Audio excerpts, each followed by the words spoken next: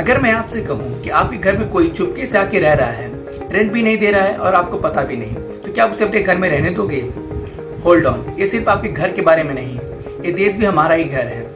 नमस्कार दोस्तों, मैं आर्यन सिंह आपका लिस्सी में स्वागत करता हूँ। हम कुछ दिनों से देख रहे हैं इंडिया में कई पाकिस्तानी और बांग्लादेशी आके बसे हुए हैं। ये कोई एक या दो की बात नहीं है, लाखों और करोड़ों में है।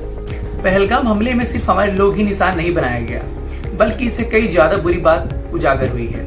सीआरपीएफ जवान ने पाकिस्तानी महिला से शादी की, पुलिस कांस्टेबल असल में पाकिस्तानी नागरिक है, पाकिस्तानी महिलाएं यहाँ रह रही हैं, परिवार पाल रही हैं। कुछ लोग तो हमारे चुनाव में भी वोट डाल रहे हैं, और फिर भी याद कीजिए, कागज नहीं दिखाएंगे का विरोध कितना जोरदार था।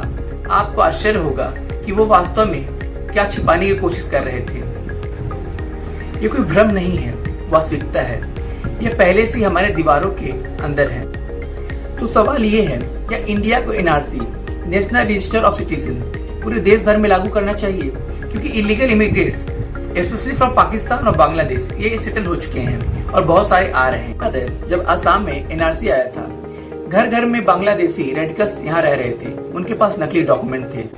बट फिर एक और एंगल आता है, देश की सिक्योरिटी, देश का इकोनॉमी और असली सिटीजन्स के राइट। अगर करोड़ ऑफ इलीगल इमिग्रेंट्स यहाँ रह रहे हैं बिना टैक्स दिए, बिना आईडी के, बिना किसी रिस्पॉन्सिबिलिटी के, तो हमारे जॉब्स, हमारी इंफ्रास्ट्रक्चर किस पे लोड पड़ रहा है? सोचने वाली बात है। इस देश को रिलीजन के नाम पे टुकड़े कर दिए और अब इंडिया में आके रहना भी है। क्या हम इमोशन के नाम पे किसी को भी एक्सेप्ट कर लेंगे? यह एक स्ट्रक्चर्ड लीगल मैकेनिज्म होना चाहिए, जैसे एनआरसी या कुछ और, जैसे अमेरिका ने कुछ दिनों पहले सबको निकाल फेंका अपने देश से। क्या हम ह्यूमन राइट्स के चक्कर में नेशनल इंटरेस्ट को भूल रहे हैं? Tell me honestly, NRC pan India हो या ना हो, कमेंट करके बताओ, क्योंकि आज का सवाल देश हित में है।